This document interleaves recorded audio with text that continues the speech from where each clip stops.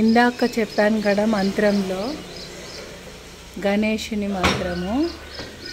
ఆ గణేశునికి మోదక ప్రియ అని అంటారు కదా గణేశుణ్ణి. ఆ మోదక చెట్టు అంటే ఇదే అన్నమాట. ఈ చెట్టులో వినాయకుడు నివాసం ఉంటాడు. ఈ చెట్టును కనుక కొట్టేస్తే వినాయకుడిని కొట్టినట్టుగానే భావిస్తాడు. చాలా ట్రబుల్స్ ఇస్తాడు, కష్టాలు ఇస్తాడు, ఆటంకాలు కలిగిస్తాడు.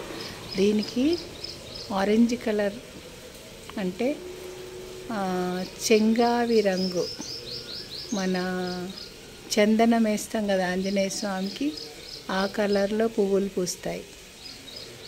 ఆ చెట్టును ఎప్పుడు వినాయకుడు ఉన్నట్టుగా భావించి పూజ చేయాలి. ఇదేంటి హైందవులు చెట్లను పుట్టలను పూజిస్తారంటే, మన హైందవ సాంప్రదాయం ఏం చెప్తుందంటే, అలా పూజలు చేయడం వల్లనే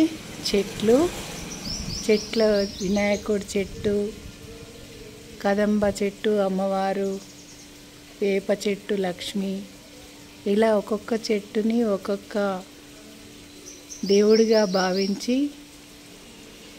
33 కోట్ల దేవతలలో వీళ్ళందరూ ఒక్కొక్క చెట్టు ఒక్కొక్కరు ఆశ్రయించి ఉంటారు. వాళ్ళందరినీ మనము పూజ చేస్తున్నట్టుగా భావిస్తారు. ఆ చెట్టు మొదట్లో వెళ్ళి మనం దాని చుట్టూ ప్రదక్షిణ చేస్తే, అంటే దీపాలు పెట్టక్కర్లే, జస్ట్ ప్రదక్షిణ చేసి ఒక చెంబు నీళ్లు పోస్తే చాలు, లేదా దూరం నుంచి ఆ చెట్టును దండం పెట్టుకున్నా చాలు. కొట్టేయకుండా ఉంటే సరే. దాన్ని ఎగబడి కోసి ఆకులు తెంపి నాశనం చేసి దాన్ని చెట్టు దగ్గరికి వెళ్ళి మనము ఒక ఆకు కోసుకోవాలన్నా కూడా దాని పర్మిషన్ తీసుకోవాలి. తెలుసా మీకు? ఓం ధన్వంతరియే నమః అనేదేమో ఔషధం కోసం. ఓ వృక్షరాజా, ఓం నమో వృక్షరాజా, ఓ వనదేవత, ఓ దుర్గాదేవత, ఓ వనదుర్గాయ నమః, నాకొక 2 ఆకులు పూజ కోసం కావాలి, లేదంటే నాకు కట్టుకోవడానికి కావాలి, నాకు దెబ్బ తగిలింది, నీ యొక్క దీవెనతోటి నాకు అది మేలు చేకూరి నాకు అది ఆ యొక్క సమస్య వెళ్ళిపోవాలి, నేను నిన్ను పూజ చేస్తూ నేను దీనిని కట్టుకుంటున్నాను అమ్మా అనేసి వనదుర్గని ప్రార్థన చేసి, వృక్షరాజును ప్రార్థన చేసి, మరి ధన్వంతరిని ప్రార్థన చేసి ఆకులు తెంపాలి. ఇష్టం వచ్చినట్టుగా రచ్చరచ్చ చేయకూడదు. తెంపటి ఆకులని తెంపి పడేసి ఇష్టం వచ్చినట్టు దువ్వేసి అలా చేస్తారు కొంతమంది. ఇప్పుడు మనకి మునగ చెట్టు ఇష్టం అనుకోండి, మునగ చెట్టు ఆకులు తెంపుకోవాలనుకోండి, ఆ ఔషధం మనకి చాలా మంచిది, మోకాళ్ళ నొప్పులకి అన్నిటికీ ఒక ఔషధ గుణాలు కలిగింది మునగ చెట్టు అంటారు. మరి ఆ మునగ చెట్టును తెంపుకోవడానికి వెళ్ళినప్పుడు గబగబా అన్నీ కోసేసుకొని ఇష్టం వచ్చినట్టు చేస్తే దానికి బాధ పడుతుంది. అమ్మ కొన్ని మునగాకులు ఇవ్వండి, ఔషధం లాగా తీసుకుంటా, నీ యొక్క కాయలను కూడా నాకు ఔషధంలాగా తీసుకుంటా, వండుకొని తింటా. ఓం నమో వనదుర్గాయ నమః, ఓం నమో వృక్షరాజాయ నమః, ఓం ధన్వంతరియే నమః.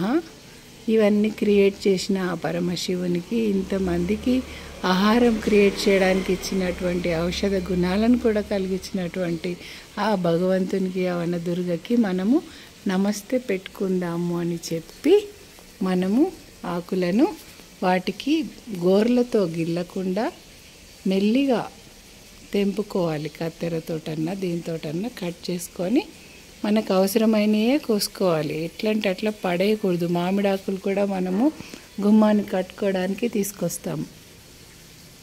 కానీ ఏమవుతుంది, తీసుకొచ్చిన మామిడాకులను మళ్ళీ వదిలేసి ఎక్కడంటే అక్కడ పడేస్తాం. అలా చేయకూడదు. మామిడాకును కూడా అనుమతి తీసుకొని కొయ్యాలి, అవసరమైనయే కోసుకోవాలి.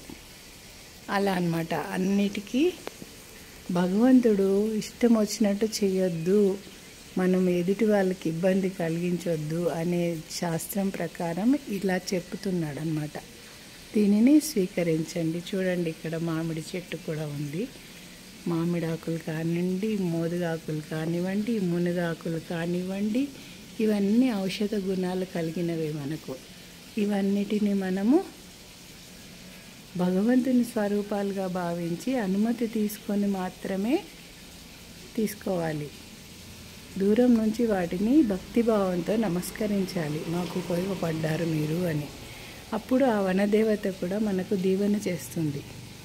లేకపోతే మనకు ఆ వినాయకుడు విఘ్నాలు కలిగించి ఎటు పోతున్నా జాబ్ రానియడు, ఎటు పోయినా ఆ పని కానియడు, ఇటు పోనియడు, అటు పోయినా అట్లా అవుతుంటాయి అన్నమాట మన జీవితం.